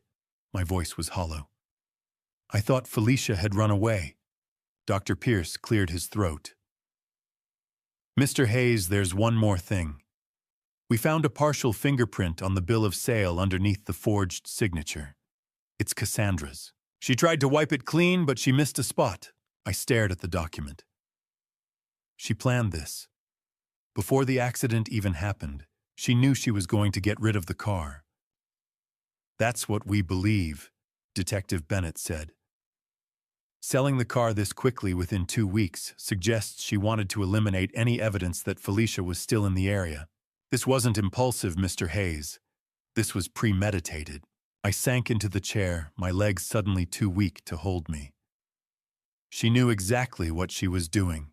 She staged the accident, locked Felicia in the basement, sold her car, and made it look like Felicia had run away." "Yes," Detective Bennett said. "I thought back to those first few weeks after Felicia disappeared. Cassandra had seemed so worried. She'd cried. She'd helped me file the missing persons report. She'd called Felicia's friends, asking if anyone had heard from her. All lies. Oh, she told me Felicia just needed space." I said, my voice breaking. She said Felicia would call when she was ready, and I believed her. For 8 years, I believed her. Detective Bennett sat down across from me. Mr. Hayes, Cassandra is your daughter. You trusted her. That's not blindness. That's love. And she exploited it. I looked up at her. What kind of person does this to their own sister? She didn't answer. Because there was no answer that made sense. That weekend, Riley called me with a name, Marcus Grant, an audio forensic specialist. Mr. Hayes, she said over the phone. I think I know how Cassandra convinced everyone that Felicia was still in touch after she disappeared. And you're not going to believe it.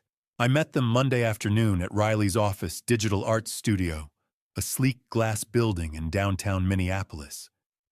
The conference room was small, lined with monitors and audio equipment. Riley sat across from me, her laptop open. Beside her was a man in his mid-30s with sandy hair and sharp, analytical eyes. Mr. Hayes, this is Marcus Grant, Riley said. He used to work for the FBI as an audio forensic analyst. Marcus shook my hand firmly. Ms. Summers brought me some voice messages she received years ago. Messages she believed were from Felicia Hayes. She asked me to analyze them. What I found is deeply concerning. He opened a folder on the laptop and clicked the first file. A voice filled the room. Soft, familiar, achingly real. Riley, it's me. I'm okay. I just need some time away. Don't worry about me. I'll call when I'm ready. Love you. I froze. That's Felicia. Riley's eyes were red-rimmed. That's what I thought too. Marcus played a second message. Riley, I'm still doing fine. I'm somewhere new starting over. Don't try to find me, okay? I need this space. Take care. Then a third, this one sent to my phone in August 2017. Dad, I love you. I'm safe. I just need to figure things out on my own. I'll come home someday. I hope you understand. My throat tightened. I'd listened to that message dozens of times. I'd clung to it. It had been my proof that Felicia was alive, that she was okay, that she'd chosen to leave. How is this not her? I whispered. Marcus leaned forward. Because it's not a person, Mr. Hayes. Watch this. He replayed the first message this time, displaying a waveform on the screen, a jagged line of peaks and valleys representing the sound. Red markers dotted the waveform at irregular intervals. These red points indicate artificial synthesis, Marcus said. This voice was created using AI voice cloning technology. I stared at the screen. AI. In 2016. Yes, Marcus said. Voice cloning technology was emerging around 2015 and 2016.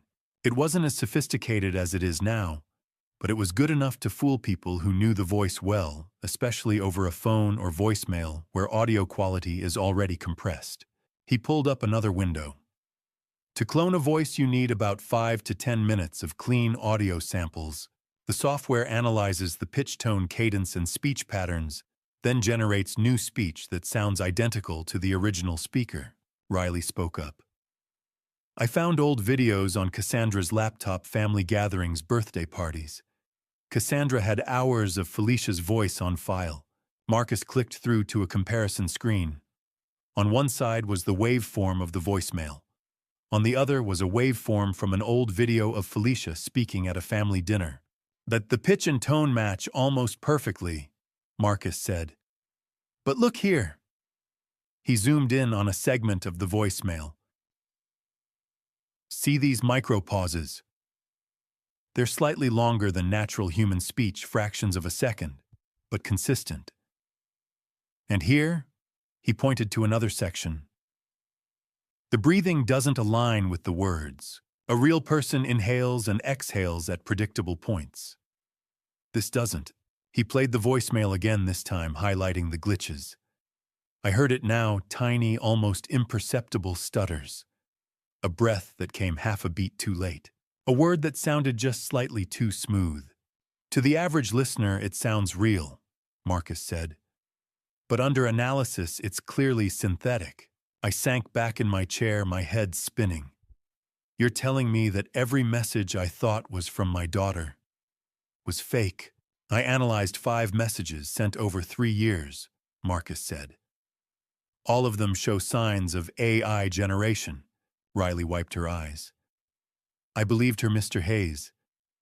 Every time I got a message from Felicia, I thought she was okay. I stopped searching because I thought that's what she wanted. I looked at Marcus. What kind of skill does it take to do this? In 2016, basic technical knowledge. There were a few apps and online services that offered voice cloning. Anyone with access to audio samples and a laptop could do it. He paused. But the level of deception here, sending messages over 3 years, timing them strategically, making sure they sounded natural, that takes planning. Whoever did this knew exactly what they were doing, I thought back. Cassandra had always been good with technology. She'd majored in computer science her first year of college before switching to jewelry design. She'd helped me set up my phone. She'd fixed Riley's laptop once when it crashed. She had the skills, I said quietly. And she had the motive. Riley leaned forward. Mr. Hayes, there's something else. I went through Cassandra's email archives. Detective Bennett gave me access as part of the investigation. I found receipts for a voice synthesis service called VoiceForge. She subscribed in April 2016, 1 month after Felicia disappeared. Marcus nodded. VoiceForge was one of the early platforms. It's been shut down since then, but in 2016, it was one of the most accessible tools for voice cloning. I stared at the screen at the red markers scattered across the audio file like tiny wounds. Marcus played the message one more time, this time highlighting the micro-errors in the waveform pauses that lasted a fraction of a second longer than they should, breaths that didn't align with the words. "This isn't your daughter, Mr. Hayes," he said gently. "This is a machine." I stared at the screen, at the red markers scattered across the audio file like small wounds.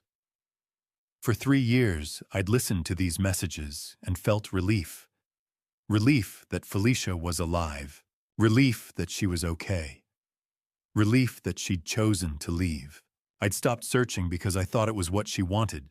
But all along it was Cassandra, sitting in her studio, uploading audio files, pressing send, watching me believe the lie. Tuesday morning, Detective Bennett called. "We found the contractor who built that room, Mr. Hayes," she said. Her voice was tight with barely contained anger. "His name is Jake Morrison, from Des Moines, Iowa. He flew in this morning to cooperate with the investigation. Do you want to hear what he has to say?" An hour later, I sat behind a one-way mirror at the police station, watching a middle-aged man with rough hands and a guilty conscience fidget in the interrogation room. Officer Torres stood beside me, arms crossed.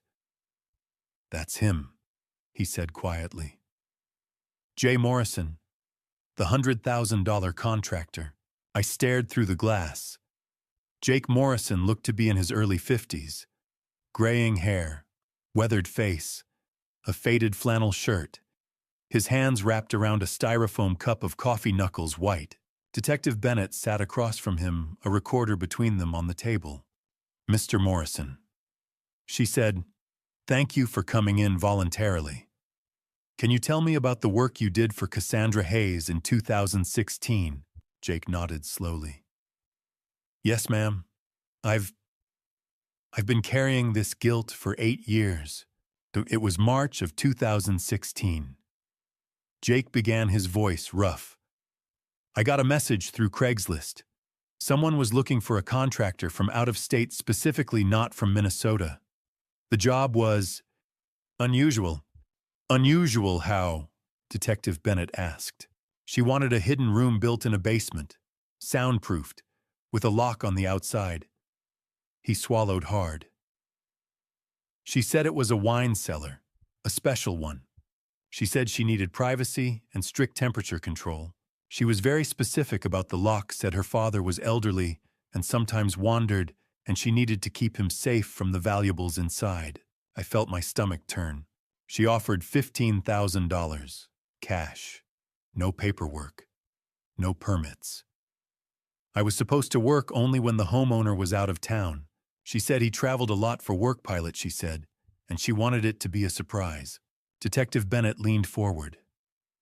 And you didn't find any of that suspicious? Jake's face crumpled. Of course I did. But my wife, she was sick. Stage 4 cancer. The medical bills were burying us. $15,000 cash, no taxes. I didn't ask questions I should have asked. He set the coffee cup down, his hands shaking. I told myself it was just a rich person's weird hobby, a fancy wine cellar. That's what I wanted to believe. Walk me through the construction, Detective Bennett said. Jake took a breath. It took 3 weeks.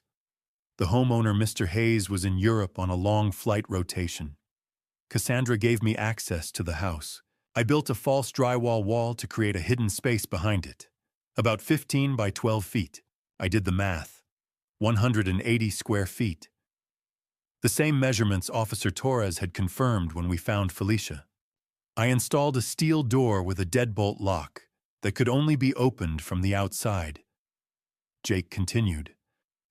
I set up a basic ventilation system tied into the house's HVAC so it wouldn't be noticed. I installed a portable toilet, a small sink plumbing that connected to the main lines. Soundproofing foam on the walls and ceiling. She wanted it completely silent. And you still thought it was a wine cellar? Detective Bennett's voice was cold. Jake looked down. No. By the end, I knew it wasn't.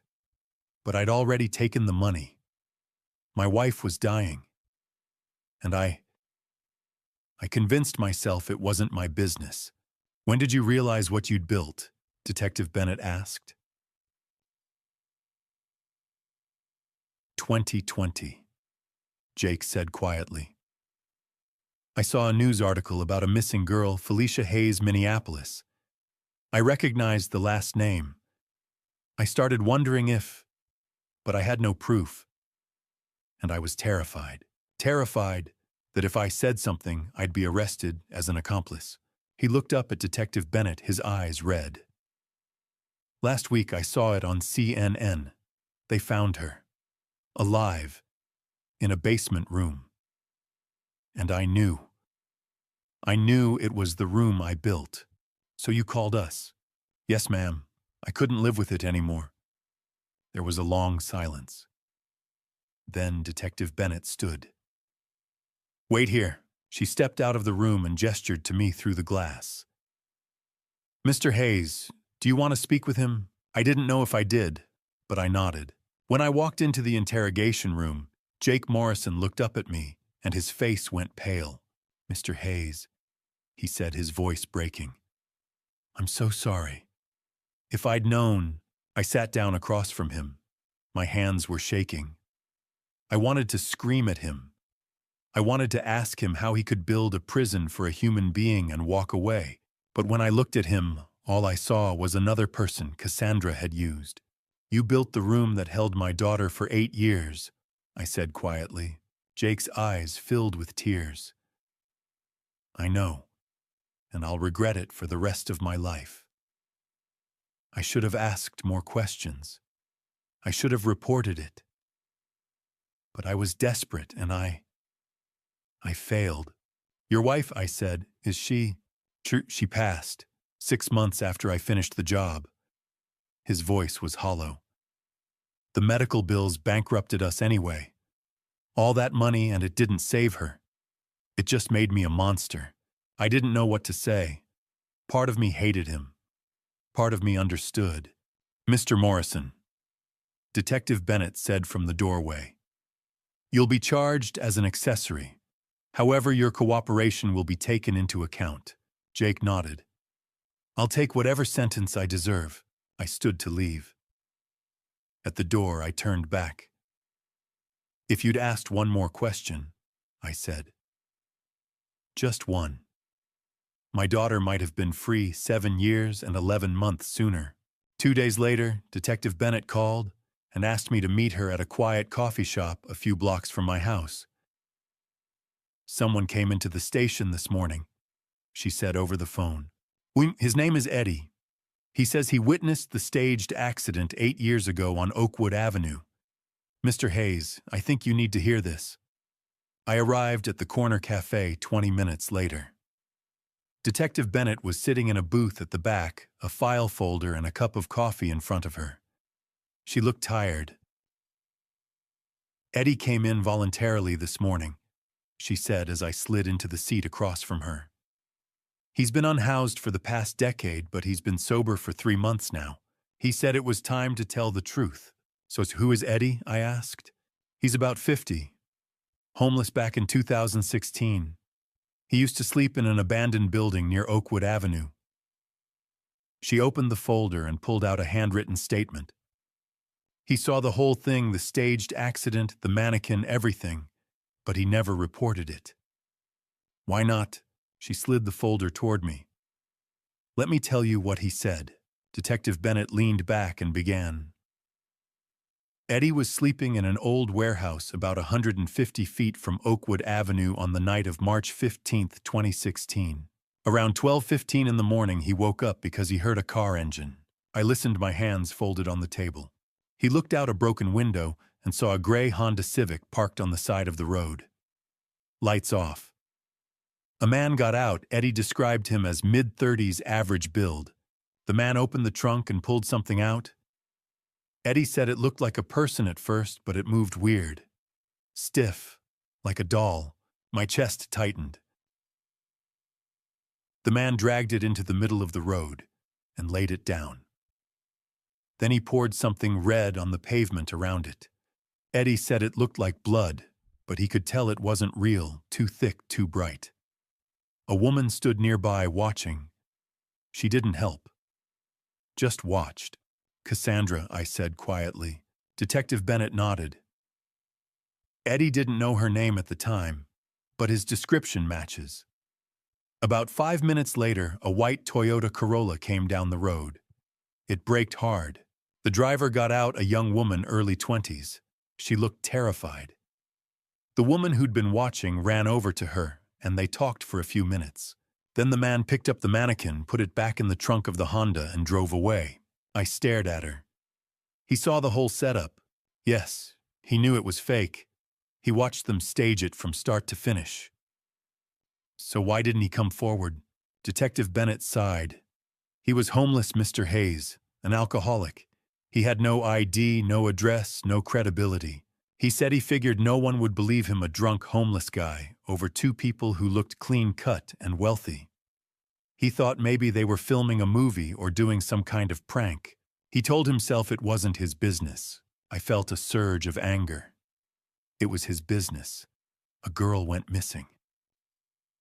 He knows that now, Detective Bennett said gently. About a month later, in April of 2016, he started seeing missing person flyers all over downtown.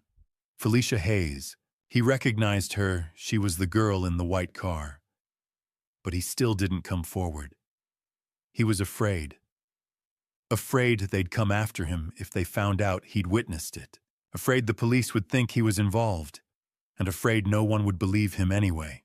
She paused, letting the words sink in. For 8 years, he carried it. He said every time he saw a news story about a missing person, he thought about Felicia, but he didn't know what to do. He was still drinking, still on the streets, still invisible. Until now, I said. Until last week. He saw the story on TV, Felicia found alive, rescued from a basement. He's been in a recovery center for 3 months working on getting sober. He said seeing that news report broke him. He couldn't carry the guilt anymore. So he walked into the station this morning and told us everything. I stared down at the folder. Does his story match Derek's? Perfectly, Detective Bennett said.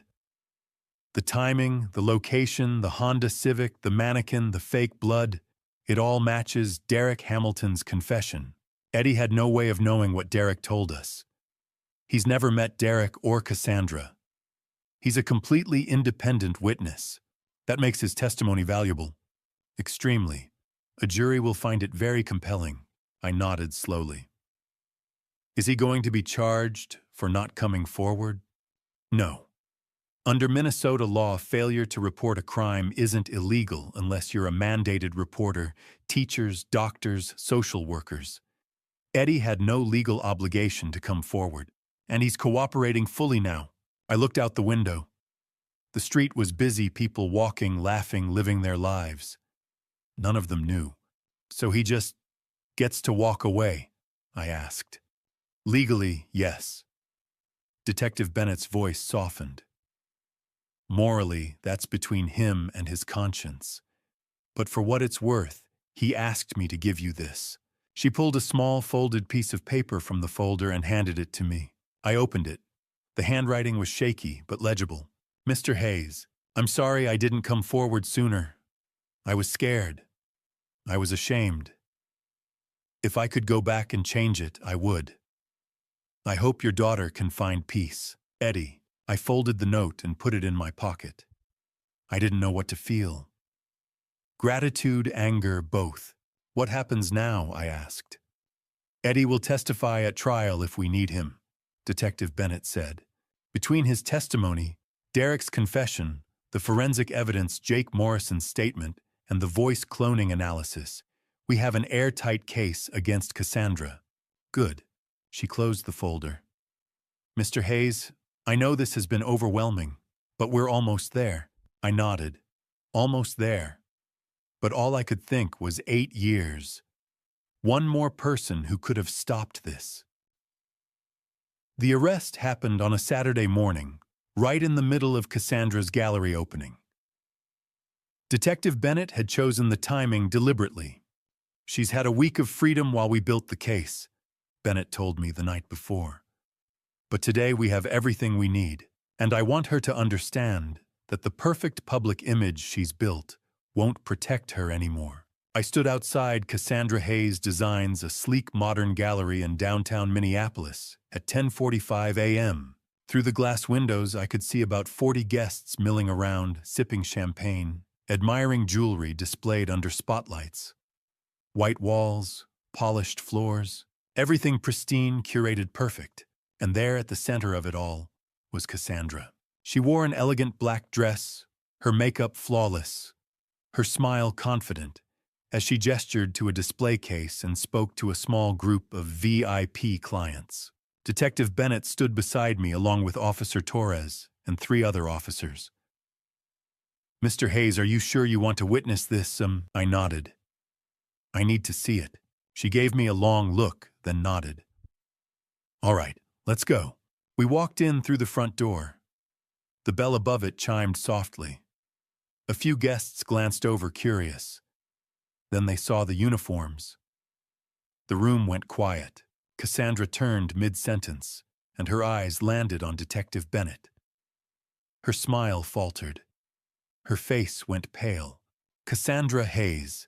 Detective Bennett said, her voice calm and clear, echoing through the silent gallery. You are under arrest for kidnapping, unlawful imprisonment, conspiracy to commit fraud, forgery, and financial exploitation.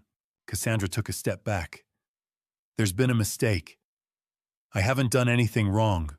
You have the right to remain silent. Detective Bennett continued, stepping forward. Anything you say can and will be used against you in a court of law. You have the right to an attorney. If you cannot afford an attorney, one will be provided for you. Officer Torres moved to Cassandra's side, pulling a pair of handcuffs from his belt. Cassandra's eyes darted around the room. The guests had backed away, their faces shocked, horrified. A few people whispered to each other. Someone held up a phone filming. Then Cassandra saw me, standing just inside the doorway, watching. Her eyes widened. Dad, I walked forward slowly. The crowd parted. Cassandra stared at me, her face crumpling. Dad, please, she said, her voice breaking. You have to believe me. I was trying to protect her. She was in danger. Stop lying, Cassandra, I said quietly. I know everything. The fake accident, Thomas Whitmore, the AI voice messages, Jake Morrison, Eddie, Derek, all of it. She shook her head, tears streaming down her face. You don't understand. Felicia was going to leave us. She had a job offer in New York. She was going to abandon the family. After Mom died, I promised I'd keep us together. By locking your sister in a basement for 8 years. My voice rose. By stealing her designs. By making her believe she was a murderer. I gave her food, Cassandra sobbed. I gave her art supplies. I kept her safe. You made her a prisoner, I shouted. She was 19 years old, Cassandra. She had her whole life ahead of her and you stole it. Cassandra collapsed to her knees, sobbing. I didn't mean for it to last 8 years. I was going to let her out. But I couldn't. I needed her dad. I needed her talent. I needed those designs. I needed her. I looked down at my daughter, the one I'd trusted, the one I'd believed, and I saw someone I didn't recognize. Someone who genuinely believed she'd done the right thing. You didn't need her, I said. You used her, and you destroyed both your lives in the process. Officer Torres helped Cassandra to her feet. She trembled as he cuffed her hands behind her back. The gallery was silent. A few reporters had gathered near the door, cameras flashing. Detective Bennett waved them back. As they led Cassandra toward the exit, she stopped beside me. I did it for us, Dad, she whispered.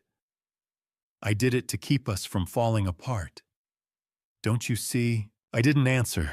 Please don't hate me, she said, her voice small. I'm still your daughter. My voice shook. You were my daughter, but I don't know who you are anymore. Cassandra let out a broken sob as Officer Torres guided her toward the door. The crowd parted. Cameras clicked. Someone shouted a question, but Detective Bennett shut it down. I stood alone in the gallery surrounded by jewelry displays. Cassandra's collection. Felicia's designs. I walked over to one of the cases. A silver necklace with intricate vines curling around the pendant. I leaned closer, squinting at the design. There it was, hidden in the curve of a leaf. The letter F. Riley's words echoed in my mind. She was screaming for help in every single design. Through the window, I watched as Officer Torres opened the door of the police cruiser and helped Cassandra inside. She turned back one last time, her face streaked with tears, her perfect image shattered. I did it for us, Dad, she'd said. I stood there surrounded by stolen beauty and felt something inside me break, because the cruelest part wasn't that she'd destroyed Felicia's life. It was that she truly believed even now, even after everything, that she'd done the right thing. 1 week after Cassandra's arrest, Felicia was discharged from the hospital. The doctors said her physical condition had stabilized, though they warned she would need months, maybe years of therapy to process what had been done to her. That evening, sitting in the living room of the same house where she'd been held captive, my daughter finally told me how she survived. I had cleaned out the basement, sealed the entrance. I couldn't bring myself to tear down the walls, not yet, but I locked the door and hid it behind a tall bookshelf. Felicia told me she didn't want to see it, not ever again. She sat on the couch, wrapped in an oversized hoodie, her skin holding more color than it had a week earlier. I made tea and sat beside her, afraid to rush her. Dad, she said softly, I want to tell you everything. Not for the police, not for the trial, just for you. So you understand. I told her she didn't have to, not if it was too soon. I need to, she said. I need to say it out loud so I know it's really over. I nodded. I'm here. The first week was the worst. Felicia said, her hands wrapped around the mug. I cried constantly. I wouldn't eat. I kept thinking it was a nightmare and I'd wake up. But I never did. She stared into the tea. Cassandra brought food 3 times a day. She'd sit outside the door and talk through the crack. She kept telling me she was protecting me, that the police were searching for me, that if they found me, I'd go to prison. She said she was finding a lawyer, but it would take time. She said I just had to trust her. My jaw tightened. I believed her, Felicia whispered. I was terrified. I thought I'd killed someone. I thought I was a murderer. So I started eating. I started surviving, because I thought, if I stayed alive long enough, Cassandra would fix it. But she didn't, I said. No. By the second month, when I asked when I could leave, she said, not yet. Then it was 3 months, then 6, then a year. Her voice cracked. That's when I knew she was never letting me out. She took a breath. In 2017, something strange happened. One day I heard movement in the vent. A bird, a sparrow with a broken wing, fell into the room. I looked at her stunned. I took care of it, she said quietly. I tore cloth to make a splint, fed it crumbs from my bread. I named it Hope. Her eyes filled. Watching Hope heal gave me a reason to keep going. It reminded me that broken things could be mended. What happened to her, I asked. In 2018, I helped her escape through the vent. I thought she'd fly away. But 2 days later, she came back. Felicia smiled faintly. I realized we were both trapped. She couldn't leave me. I couldn't leave that room. But having her there kept me alive. She wiped her eyes. To stay sane, I started drawing. Cassandra gave me paper pencils and art books. She said I needed to design jewelry for her. She said the money would help my legal defense. I closed my eyes. I didn't draw for her, Felicia said. I drew for me. Every day. Forests, oceans, birds, and you, Dad. Over 100 portraits of you drawn from memory. Drawing your face reminded me that someone out there loved me, that someday you'd find me. In 2019, she continued, Cassandra pushed harder. She wanted designs for her business. I knew by then there were no lawyers, but I needed something to hold on to, so I designed. She met my eyes. That's when I started hiding the letter F in every piece. I nodded. Riley told me. I knew she'd see it, Felicia said. In college, Riley and I used to hide marks in our work. It was our way of saying, this is mine. So I did it again. It was my silent scream. From 2019 to 2022, I designed 15 pieces, all with the hidden F, and only Riley noticed. Her voice trembled. Only Riley. I took her hand. She never stopped searching. I know, Felicia whispered. She saved me. By year 8, she said I was losing hope. I thought I'd die there. I stopped drawing as much. I stopped caring. And then one day I heard a man's voice outside. Gary. He was talking to you. I remembered. I cried louder, she said. A few days later I heard your voice. You said my name. Her hands shook. When I heard you, I knew I'd live. I knew you'd come. I pulled her into my arms, and we cried together, not from pain, but relief. Every day I drew something, Felicia said softly. Pictures of you, of forests and skies I couldn't see, of Hope the bird who taught me broken wings can heal. She looked at me, and for the first time in 8 years, I saw light in her eyes. I survived because I believed you'd find me, she said. Even when I wanted to give up.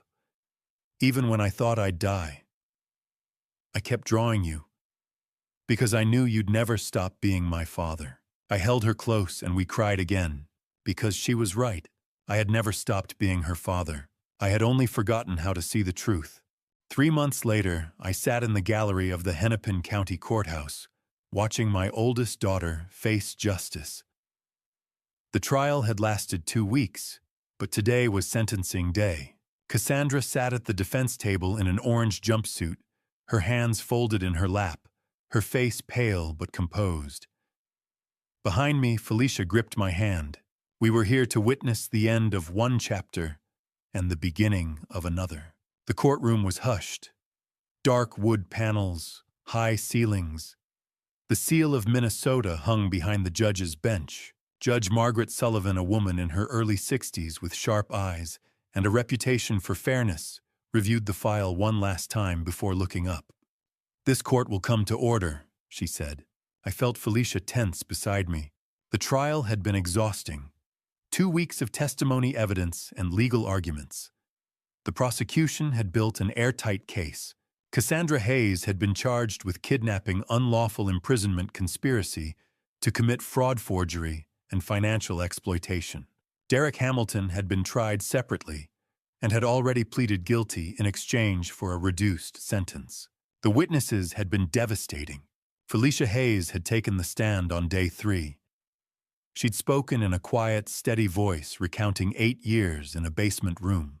"I believed I was a murderer for 8 years," she'd said, looking directly at Cassandra. "My sister took my life with a lie." Derek Hamilton had testified on day 5. He'd admitted to staging the accident, impersonating a police officer, and helping Cassandra maintain the deception. His voice had cracked when he said, "I was a coward. I should have stopped it. I didn't." Dorothy Green had presented her journals and security footage. 8 years of evidence, patterns of late-night activity, Cassandra coming and going with bags of food. "I should have called the police sooner," she'd said, her voice shaking. "I'll regret that for the rest of my life."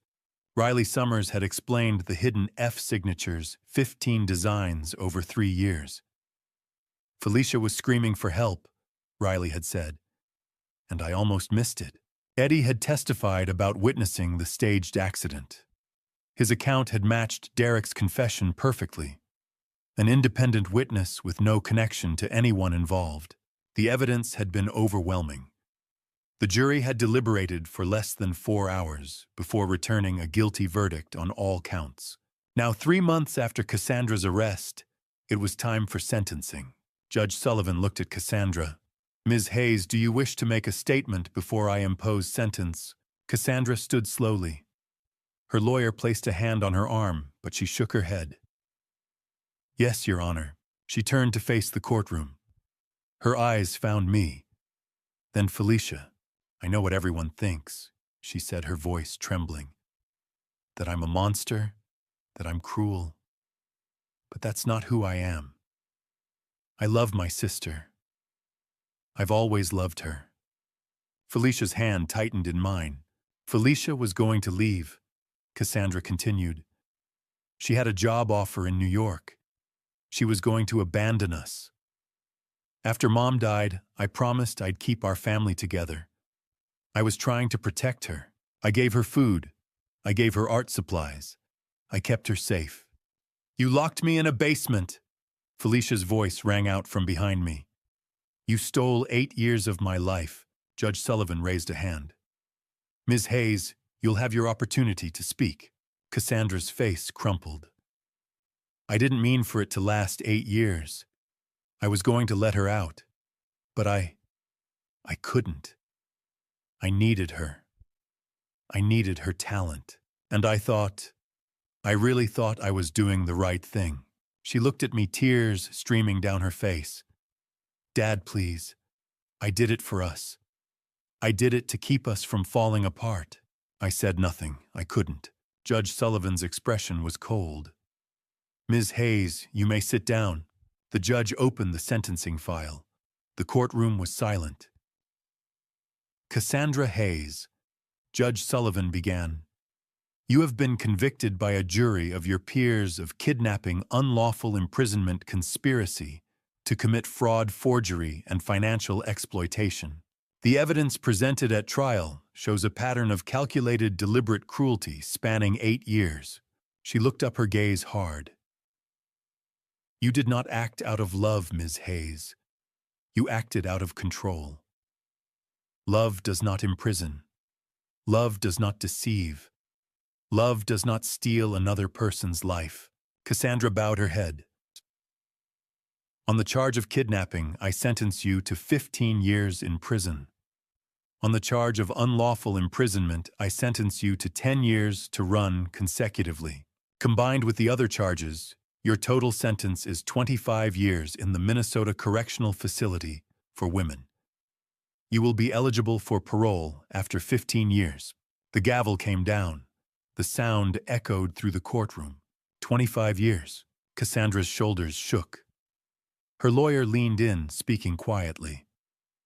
Two officers approached to take her into custody. As they led her past me, Cassandra stopped. Dad, I looked at her. The daughter I'd raised. The girl I'd taught to ride a bike, to tie her shoes, to be kind. I'm sorry, she whispered. I didn't answer. There was nothing to say. Outside the courtroom, Felicia leaned against me, her shoulders shaking with silent sobs. The sentence doesn't erase the 8 years, she whispered. I held her tighter. No, I said. But it means it will never happen again. We stood there for a long moment. Then Felicia straightened, wiped her eyes, and looked at me. Can we go home now? She asked. I nodded. Yeah, let's go home. Outside the sun was shining, bright and warm, and for the first time in 8 years, my daughter was walking into it as a completely free woman. 6 months after the trial, I stood at the back of a crowded bookstore watching my daughter speak to a room of about 200 people. She'd gained 15 pounds. Her hair was cut in a short, confident style, and her cheeks had color again. But more than that, there was a light in her eyes, a real light born of healing, not just survival. The bookstore was Malaprop's, a cozy, independent spot in downtown Minneapolis. The crowd was a mix of journalists, supporters, survivors of trauma, and curious readers.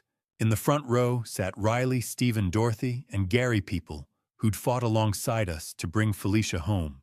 On the table beside Felicia sat a stack of books. The cover showed a single bird breaking free from a dark cage, wings spread wide against an open sky.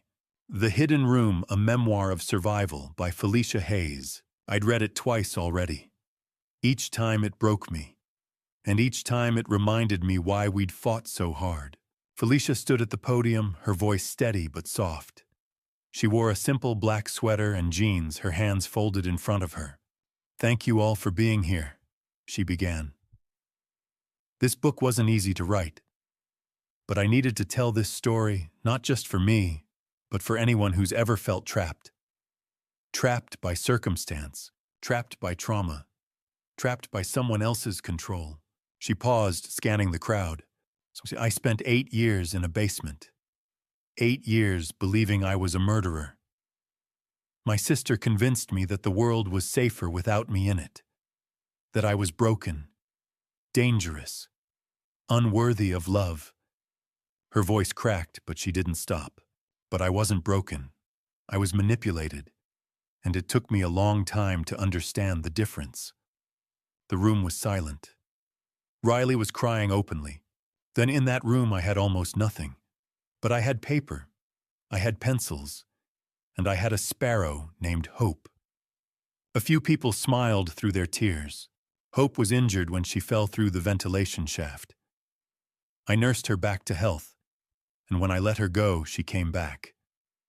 She reminded me that even in the darkest places, life finds a way. Her eyes found mine across the room.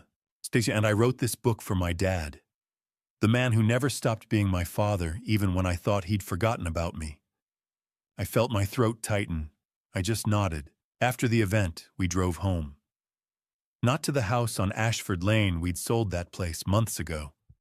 Neither of us could stand to live there anymore. Our new apartment was on the 5th floor of a modern building near the river.